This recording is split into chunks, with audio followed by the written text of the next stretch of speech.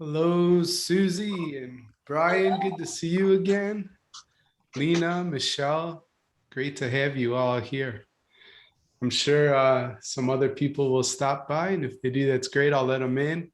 If not, it'll just be us. And my goal is to just deliver maximum value to you during this hour, and here to help. So while we're getting ready and seeing who might stop by, would you put in the chat your name, your location, and your role?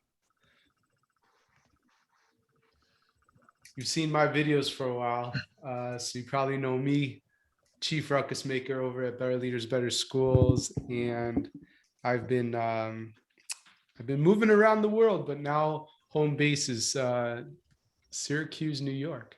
So that's where I'm calling in from.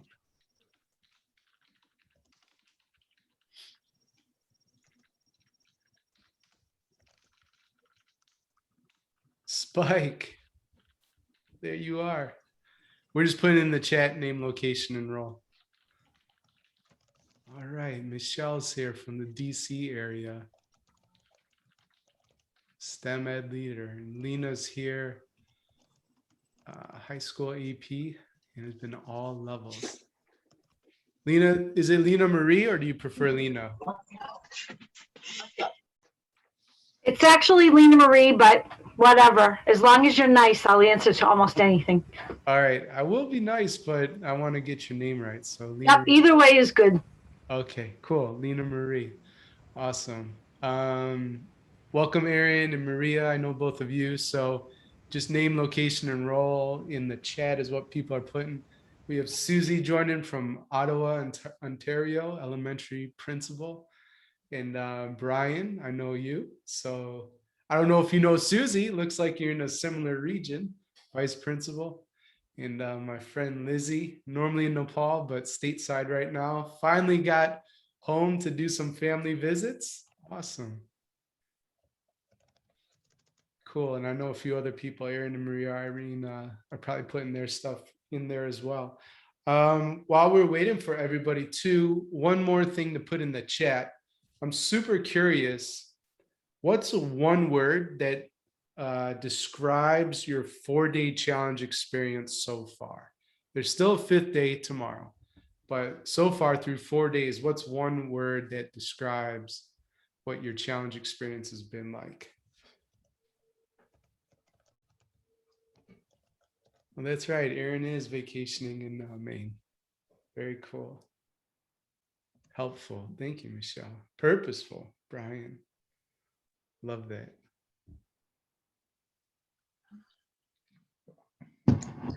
Interesting. Reflecting from Aaron. Thank you, Aaron. Clarifying. Okay. Awesome. Does anybody want to come off mute to expound on their one word, focused from Lizzie? Feel free to take yourself off mute and tell us why you picked that word. If you want, I'll create some space. If you don't want to, that's also okay.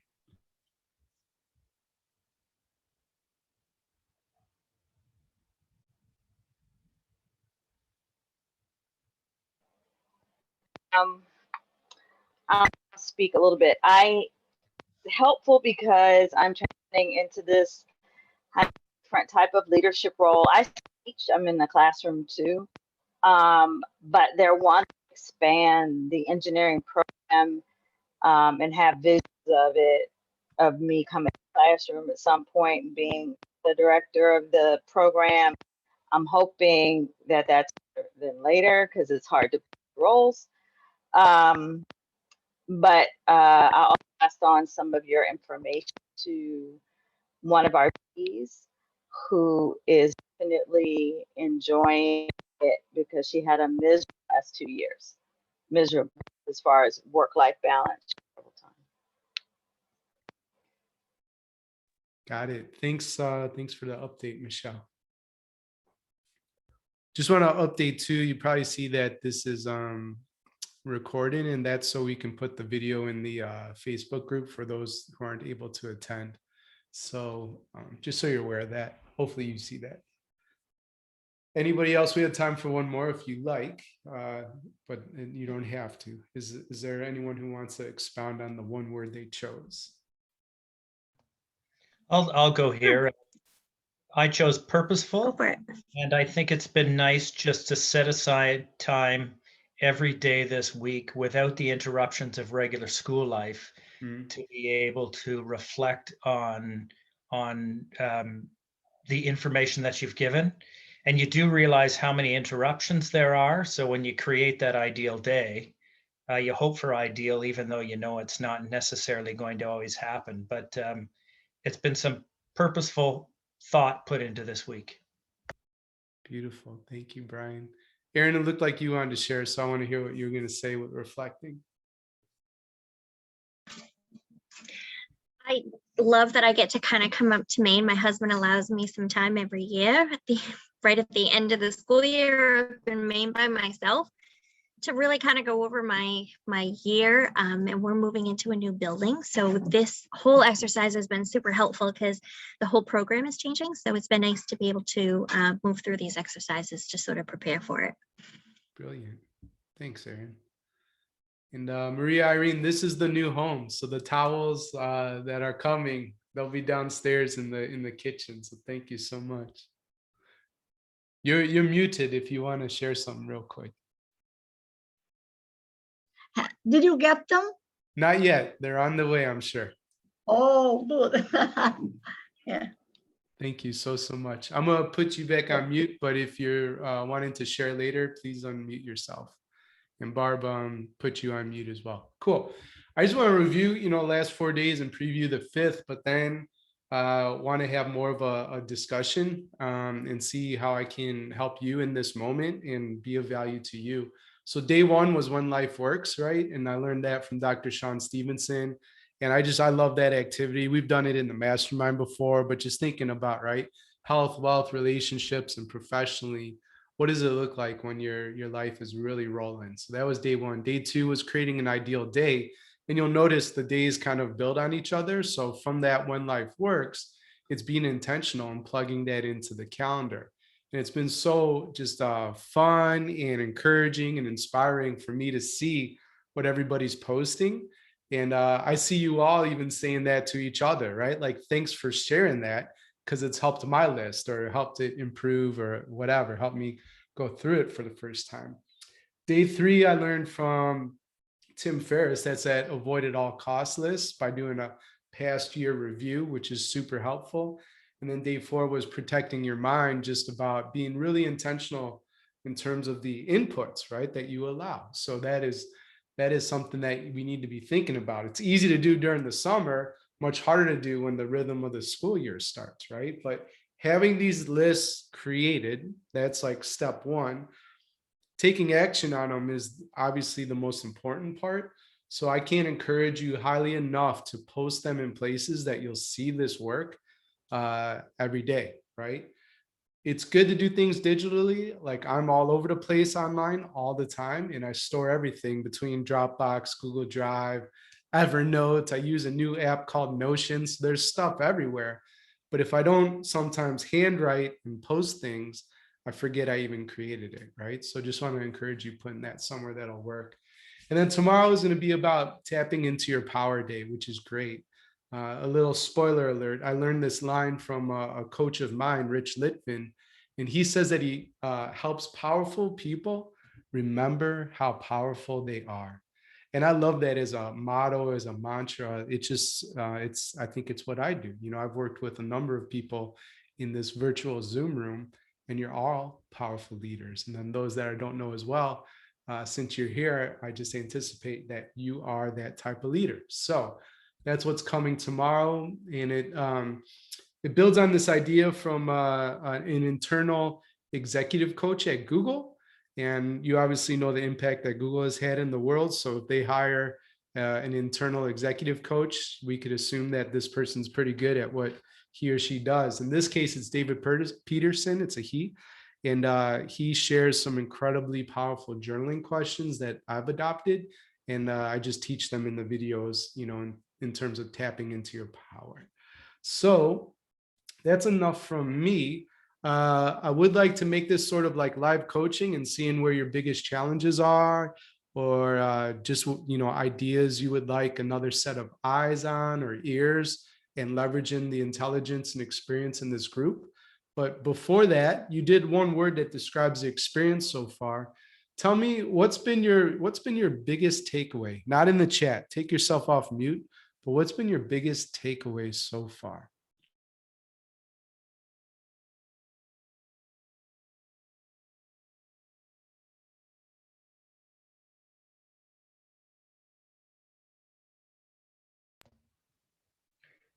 I'll jump in here. I think it's been a good reminder that we have way more control over things than we think we do. And,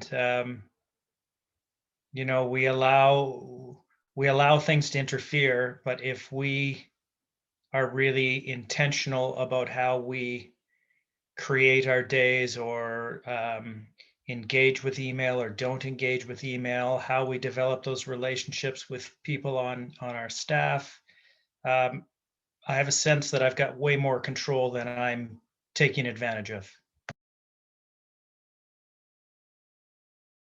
Love that. Thanks, Brian. Yeah, I think along the same lines, the idea that I can make a choice of what to avoid at all costs. And granted, there will be things that come across my plate that I can't avoid, things that come up, but in the same vein, I have a lot of control to choose what is energizing to me and what's not, and not just pick up slack because someone else is not doing it, but being really purposeful about how I use my time. Yeah, that's great, Lizzie. And there are things, right?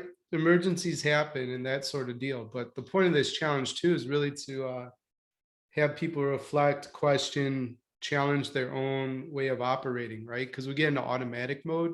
We just think that we have to deal with all this stuff. Well, is that really true? And maybe that big list that we think we can't avoid is actually a lot smaller than we realize. So I appreciate what you're saying there. Lizzie and Aaron are currently in the mastermind. So I just want to highlight for everybody else 2 books then that could be helpful in having tough conversations, especially when it has to do with avoid at all costs type stuff, would be Radical Candor.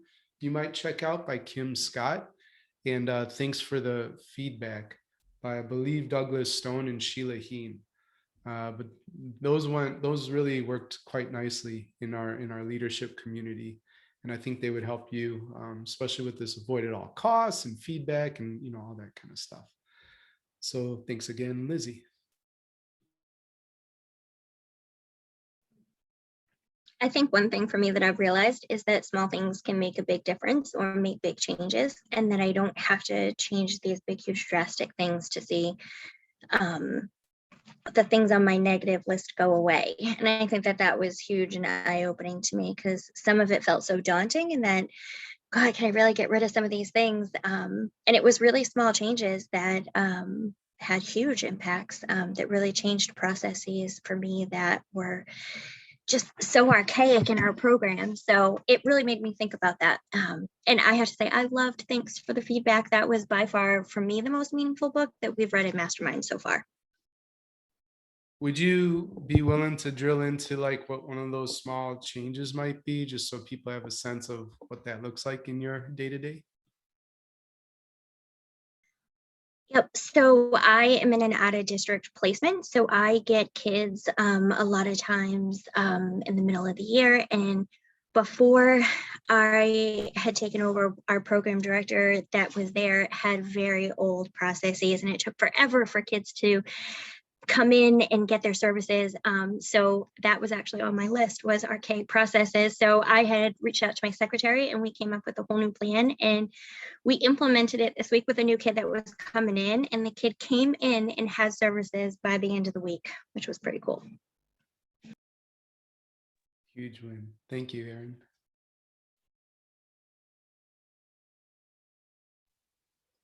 I really like the fact that I could think through what my ideal day would look like. because for me, at the moment, I teach all of the engineering courses. And sometimes if we don't have math teachers, I teach math. It's actually my degree. And then I get to actually do the directing program part, like after school or in the evening. And I find myself just reacting all along. And so I really thought about what my ideal day would be. I just make it through the day. I feel like my idea in the past would have been just make it out alive, got out of the building before 5:30. So it's really helpful. This is fairly small, but probably is going to have a massive impact for me is removing email from my phone. Like it hit me right in the face when I saw your message this morning. I was like, no, people can't do that. I can't do that. I'm so efficient. I'm always responding quickly. And it's like, that's not what I'm supposed to do. That's not what I want to do. It's just something that I've started doing and people expect now. So I'm debating and struggling with my own thought process on how am I going to let that go? That's a tough one for me. Thank you, Susie. That's a tough one, I think, for everybody, especially prior to taking action, and then you do it and you realize, oh, the school doesn't, things still work and nothing's like majorly broken and my life is way better. And then you're like, why didn't I think of this years ago? So thanks for sharing that. Want to say a warm welcome to Fatia and glad to see you here. We're just talking about right now, like biggest takeaways so far through the 4 days of the challenge. So hi everyone. Hi, hopefully you had a tremendous Thursday. My biggest takeaway was really taking the time to calendar out my ideal day. Like what would that look like? Especially now that we're in the process, we're in summer mode. I am looking at next school year and thinking about how I prioritize my time last school year and the years before, and really making sure that I am that instructional leader and what that looks like. Sorry, my daughter's coming in the house and dropping stuff. Sorry. What that looks like, and really making sure that at the end of the day, I'm not constantly going into work at 5:30 and leaving work at 7:30, that I create a balance. I create a balance that I'm using my time effectively and I'm leveraging those people that I need to leverage. I'm looking at systems that I need to look at, and I'm really working smarter and not harder. Appreciate that. Thank you for sharing. Anybody else want to go before we open it up more to what's top of mind for you? I think that one of the biggest things that was interesting for me was that now I can plan my day so that I could plan my day so that I could, for instance, have lunch at a certain time every day, and I could also plan the things with the group of teachers I used to lead, so I could plan things much better because I could also teach them to use this method, and I think that it would be very interesting for them. So I could pass this on. Thank you, Maria Irene. Welcome, Carrie. We're just talking about biggest takeaways so far in 4 days of the challenge. Feel free to share if you'd like. Otherwise, we'll move on. Thanks.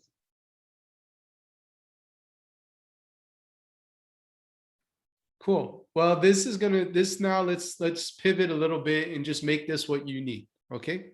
We kind of reviewed where we've been the last 4 days and then previewing tomorrow, which is Tap Into Your Power Day. I love that day so much. And this rest of the time is what would be helpful for us to discuss regarding challenge content, leadership, right, that you experience. Maybe it's some of the resistance or imposter syndrome. Who knows what that might be for you. I had somebody, I saw an email. I've been pretty unplugged because it was my birthday a few days ago and my family visited. So Fatia, no big deal with kids walking in the door. I purposely scheduled this call when my nephews left the house because if they were still here, but I probably would be like on fire right now, trying to give the, facilitate the conversation as well. So it's all good. We appreciate those real moments. But anyways, what would be, most helpful for you to discuss?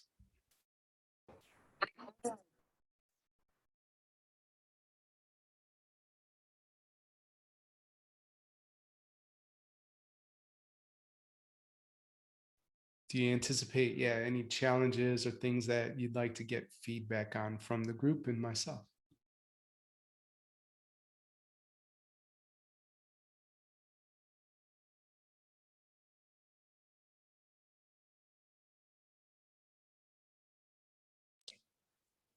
Well, I find myself a social media junkie. So the protecting my mind, I know it's essential, but then I have this, like, I have to get the information out. I need to make sure that people are in the know. We're branding ourselves, we're making sure, but that can also be taxing. And now I'm thinking, like, do I have to own that? I know that I want to make sure that it happens. It needs to happen because we live in such a social media age. But I do need to protect my mind because you can go in one direction. Next thing I know, I'm going down. Too many things. I'm answering things, and it's taking the time out of my day that I need to really be more thoughtful of. And so that one I know is going to be challenging because I know, while I know it's the importance of it, I tried fasting from it. I tried doing it, and I'm like, well, if I don't do it, who will? If I don't get that information, who will? And I don't always have to own that. And I'm really learning that, but I know that's going to be challenging for me. I appreciate you bringing that up. And, just some quick feedback, like that is something I heard you say, that maybe you're not the one who needs to own it, right? So as a leader of your building, you can cast the vision of what you want to happen and putting those messages out there. But running Better Leaders, Better Schools is no different than running the school where you can have a web team, right? And so I don't update the blog anymore. I do what I can do, which is the writing piece, hand that off and they put it out, make sure it goes. If you ever see tweets and those kind of things about the podcast, that's never, ever me. That's somebody on my team putting that out there from my account. If I respond to you, that's me, but if it's like, hey, check out this thing, that's rarely me. Don't overlook your students, I'm not saying that you would, but a lot of times people forget like that great source of talent and resource that they have in front of them. And students, even in elementary school, can do some pretty cool things with telling the school's story, with having some really good boundaries and that kind of thing. The last thing I'll say, you might be able to batch stuff, right? So I love transparently leading, and you may already know this and maybe you don't, but the emails that you receive for the challenge, I wrote those all, let's say, in a 90-minute, 2-hour block or whatever, record the videos, thought about how the emails would go out or whatever, and then I scheduled them all, so it's not me every morning at 7 a.m. getting up and sending the email. I'm not in my inbox. To tell you the truth, I'm asleep still. And so you get that email and it's automatically sent out. But I worked in a batch of time and then planned it and scheduled it.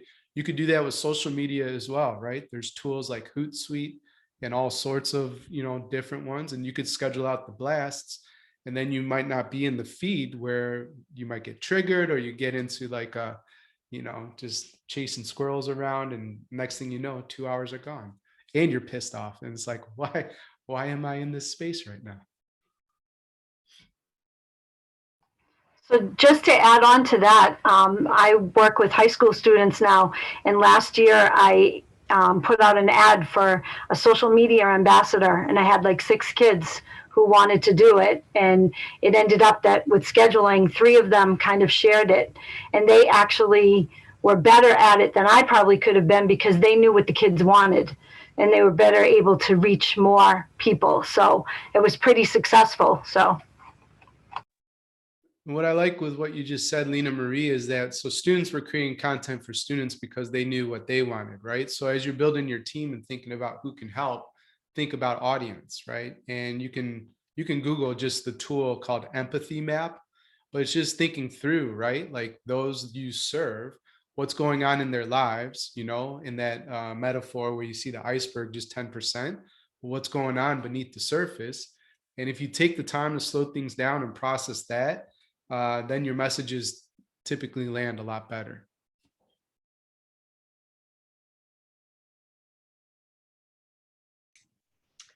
I'm finding that this year, last year, next year are all still impacted by the pandemic stress, mental health of staff and students and parents.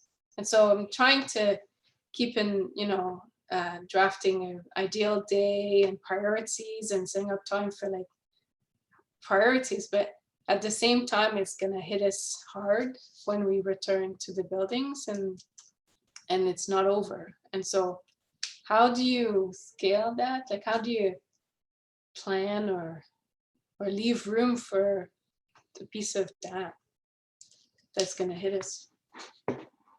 Have you been back at all? Yeah, we were in and out, but we were at home for January, then at school for February, March, and then at home April to June. And so we're going back, I think we're going back September, but not to normal, the new normal, maybe, the whatever that is. Yeah, I would be interested in hearing about that too. We've been out March 12th, 2020. We've not been physically in the building then.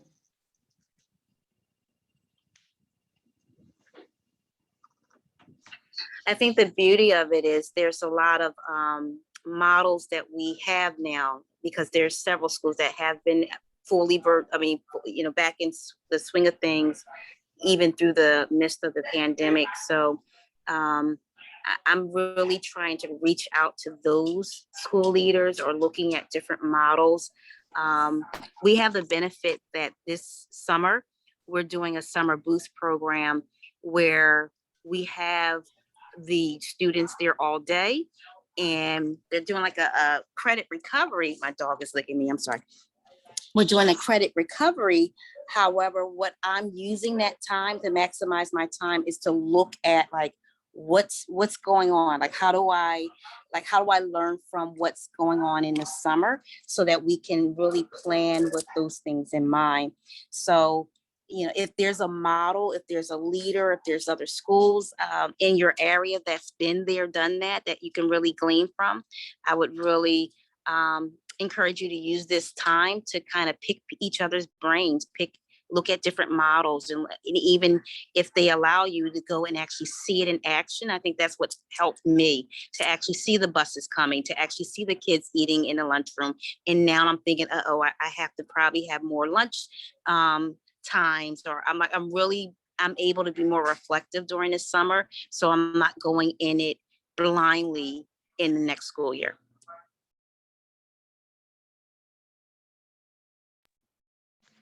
I've been back fully in person 5 days a week from August of 2020.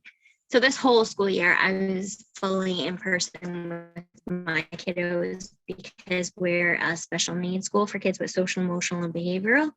So our kids came back full time. I think one thing that really helped for our staff was that Massachusetts decided to give a 10-day grace period. So normally kids are in school for 180 days.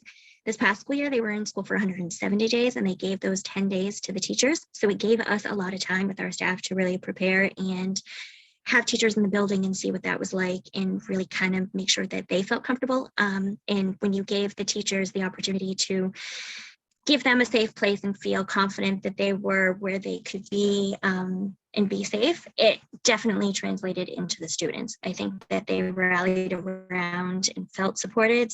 So it showed when the kids then came in. And I have to say, I had not one case this year. We had some close calls and I had to quarantine a couple people here and there, but I had not.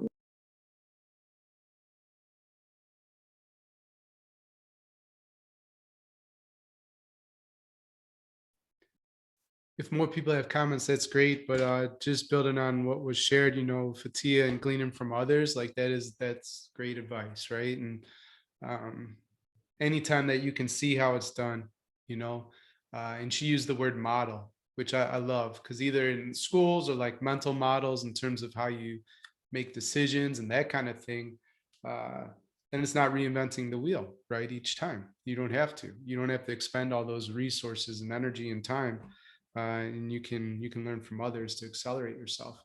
Then Aaron, with the 10 days, I don't know, this is one of those things, just like the challenge had you rethink, right? What is mandatory within your schedule and what is out of your control. Do you have some flexibility with giving teachers time back on some level? In the mastermind, we talked about this leadership team idea that I used to run at a high school in Chicago, and we met every week for a class period, right? And that was block scheduling, so it was actually for over an hour, and that really boggled some folks' mind. But the way we were able to do that is they had one less prep than every other teacher, and we were able to afford it budget wise. But somebody picked up their class, and they got paid a little more, and so we just we put that into the budget and made it work. So somebody had 6 preps instead of 5, and the leadership team had 4 instead of 5, but that opened them up. So if you do have a little bit of flexibility to allow people to think and to ask for help and to collaborate, just like Aaron mentioned, you're gonna see fruit from that as well. Last thing I want to add on this topic specifically, I've hired a business coach because, full transparency again, I want to serve more school leaders. That's how this challenge happened, right? And so this is one way for me to live out connecting, mentoring, and growing every school leader who wants to level up. Anyway, Ron says you can change the world with 3 hours of focused work, right?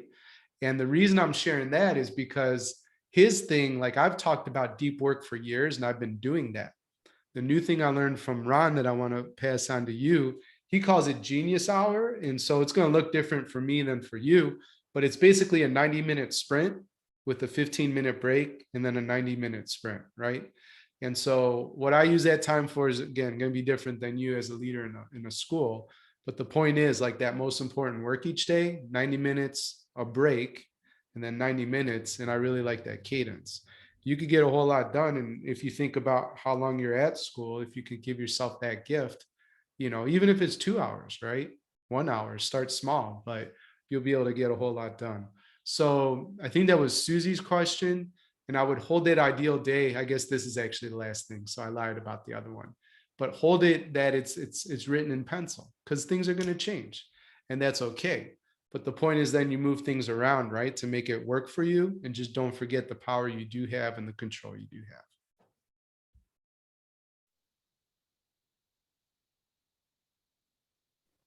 Yeah, I was just going to add that, at the beginning of all of this, we had this idea like, let's be flexible. Let's have a lot of grace. If somebody is like too busy or they're really struggling, don't put extra demands on them. And then that was like the spring when it first happened. But at the start of the past school year, it was like the grace is off. We're just doing this thing that school, we're just going back to normal. And I think we kind of chucked the grace out the window to some degree, and we still really need it because, depending on what community you're in, you're still in this constant state of flux. So I think it's that idea of like holding the plans that we have very loosely and being okay with seeing them change a little bit.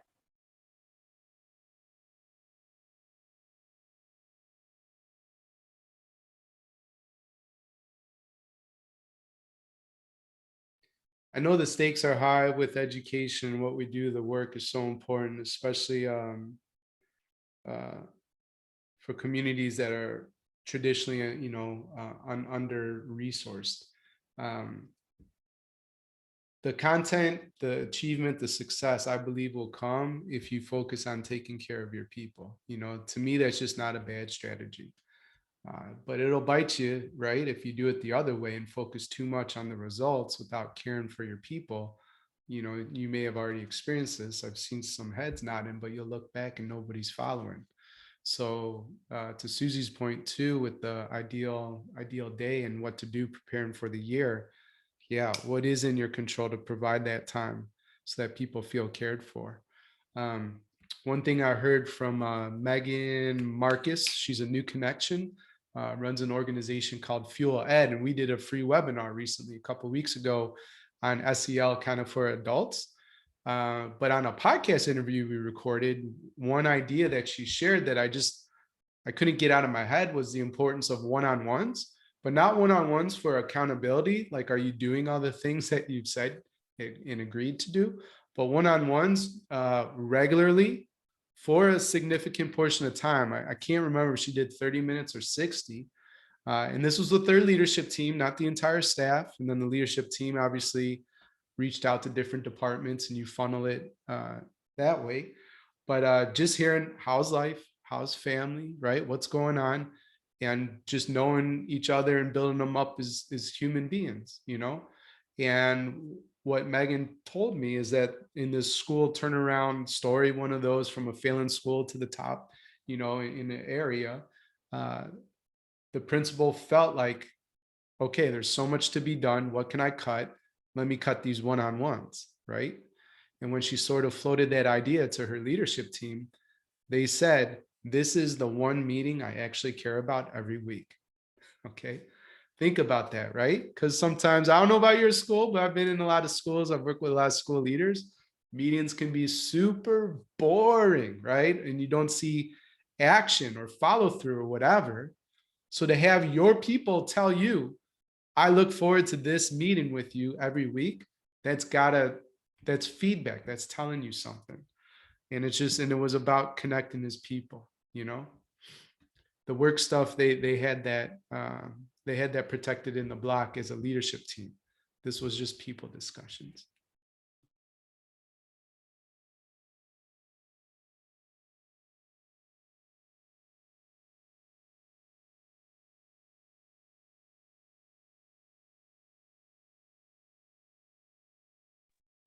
Anyone else have a challenge or an idea they'd like some feedback on? I have a question about the past year review. I've done it before and then trying to do it again this time. I struggle with getting beyond what is the most recent history, like what's happened in the last month or so. And this last year in particular, because it just feels like so much happened, it's kind of all a blur. But I think it's important to mine through and figure out what are the things that really drained my energy and what didn't, and what energized me. So how do you, beyond, I can see on my calendar like the meetings that I did, but how do you remember and get back to what were the things over the past year without it all being a blur? If anybody has any strategies or suggestions for how do you actually recall all of those things? I will share last if anybody else wants to share before me.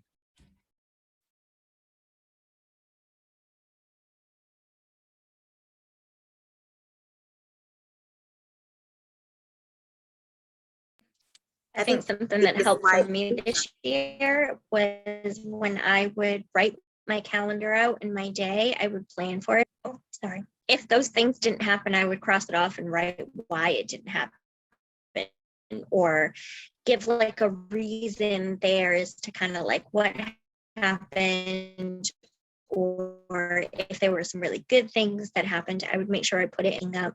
If I wanted to have more time kind of myself, because I felt like I was overbooking myself all day. So for me, it was a way to keep track of what I did during the day, but it actually really things that were important.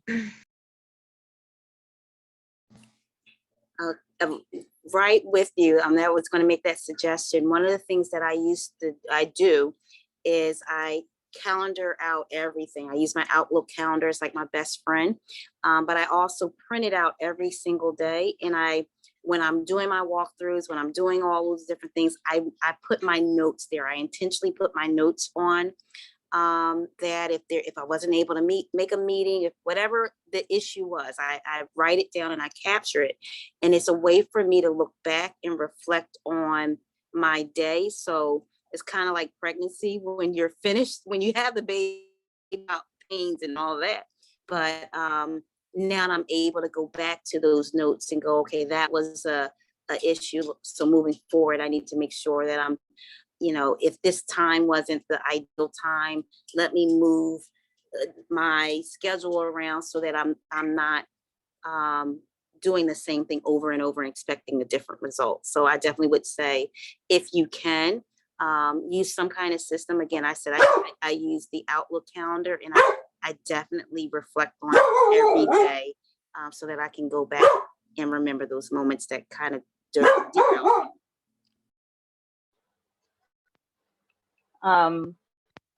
Because I'm juggling a lot of different hats at my school, I reflect weekly.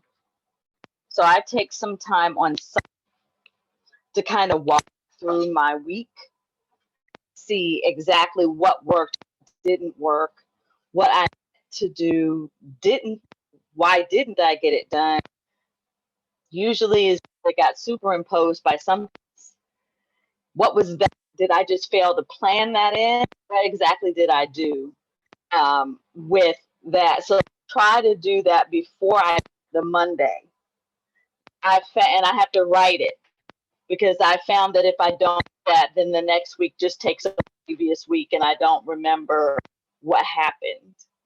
So I may have to do it often than other people may, but for me, it has to be for me to really learn what works and what doesn't.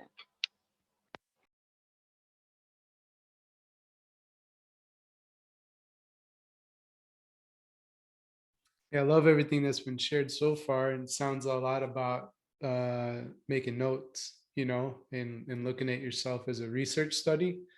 So it sounds like you get going through the calendar, right? So go through that, week after week. I also, for many years, have used something called a Todoist, with my tasks, and that connects to my calendar. So that helps me see some stuff too on there. And then the third thing that everybody's pretty much shared, and this is actually another spoiler alert and preview of tomorrow, 2 of those questions, part of that evening day routine that are powerful, is what Michelle said: what worked, what didn't work.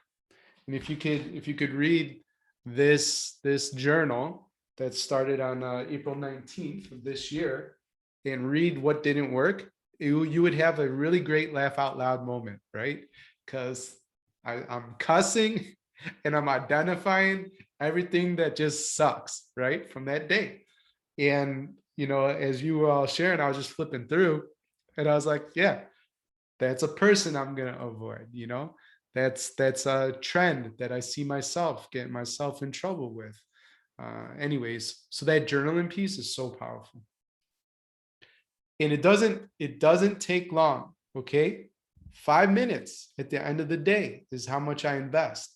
I actually I got this from a friend, Michael, who designs all the podcast covers and some other design work for Better Leaders, Better Schools. But he told me this jazz song by the Dave Brubeck Quartet called Take 5. And it's a 5-minute song, 5 minutes, 24 seconds. And I literally play that every time that I journal at the end of the day. Now it's become like a Pavlov dog experiment on myself, that I hear that music and I'm like, okay, it's end of day wind down routine. I've done that to myself. What's going to be hilarious is if I go out, nice meal with Miriam, or, out with friends getting drinks, and that song comes out, I would like start journaling on napkins or something. We'll see.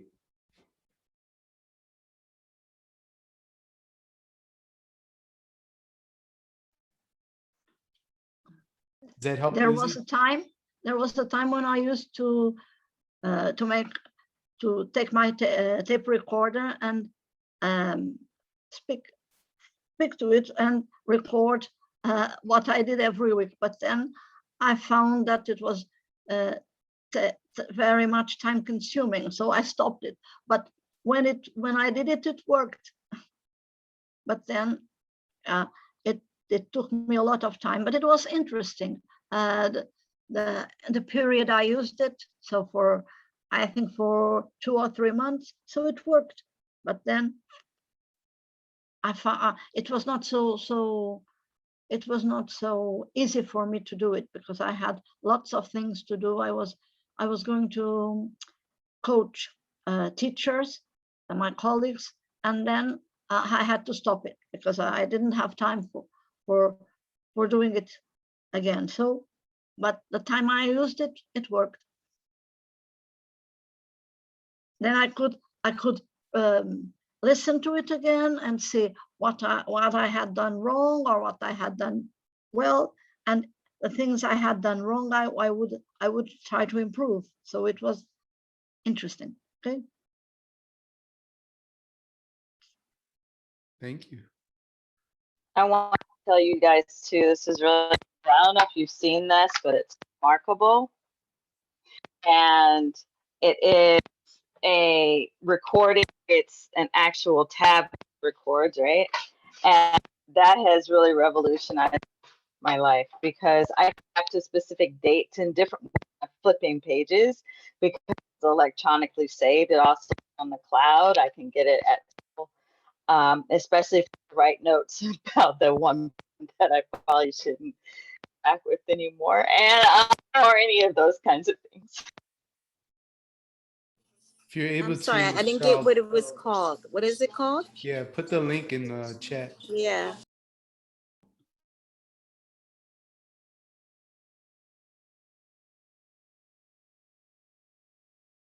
Thank you, Michelle.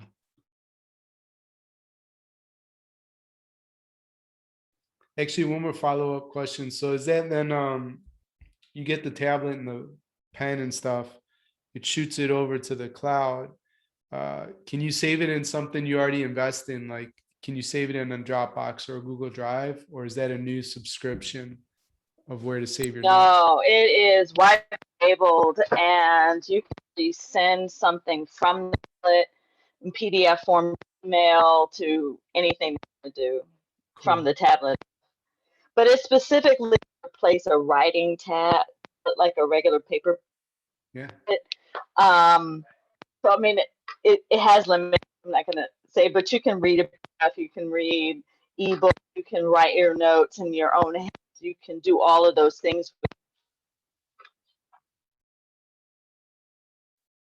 Yeah, I think the other one, I have no experience with this, but now you're jogging my memory, and my buddy uses something called a Rocket Book, and I think it works in a very similar way.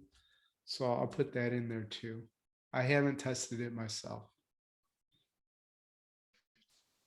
I use the Rocket notebook. I really like that. I like to do the paper to pencil, and it's really easy. It's got symbols on it, and you just assign places to a symbol. So if you want it to go to like your email or your drive, and you can have it go to like directly to a folder within your drive too. It's really easy. And then there's like a napkin, a special pen that you have, and you just wipe it off. But it's really, I like it. It's really cool.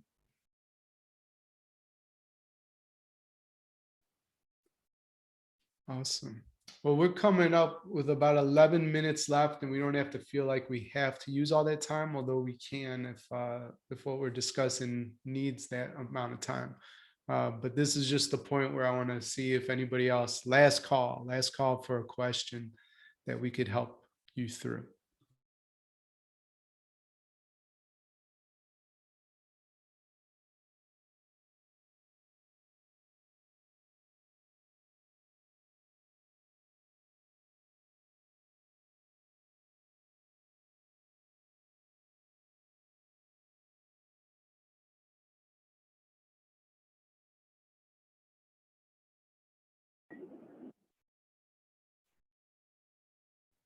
All right. I'm going to take that as you're doing pretty good. And that is a great place to be.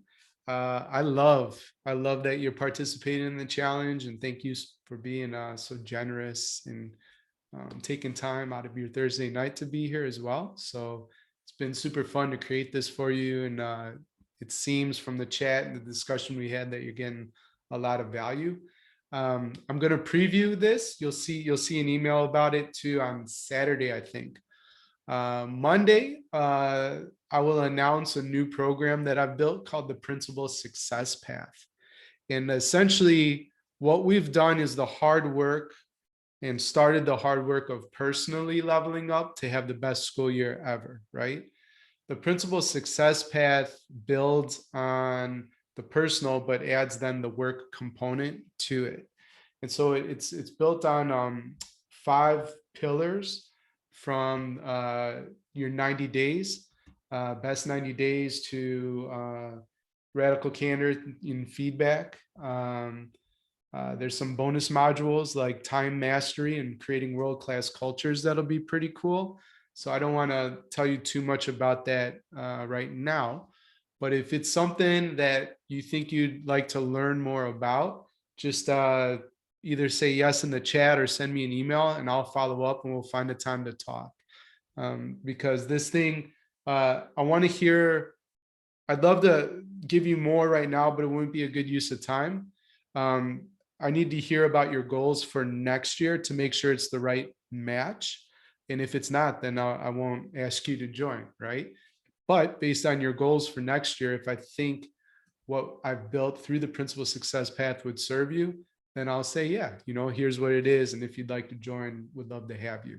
So if that sounds something interesting to you, yeah, just let me know. And if not, there's no pressure there. But I'm super excited about it. Other than that, I think just on our way out in the chat, would you just put like how you feeling right now? So when you came in, you described in one word what the challenge experience has been like. And here as we leave, I would love to know just how are you feeling right now?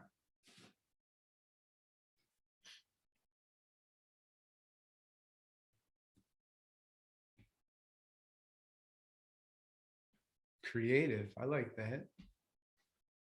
Encouraged, inspired. Thank you, Maria Irene. That's a nice note. Energized.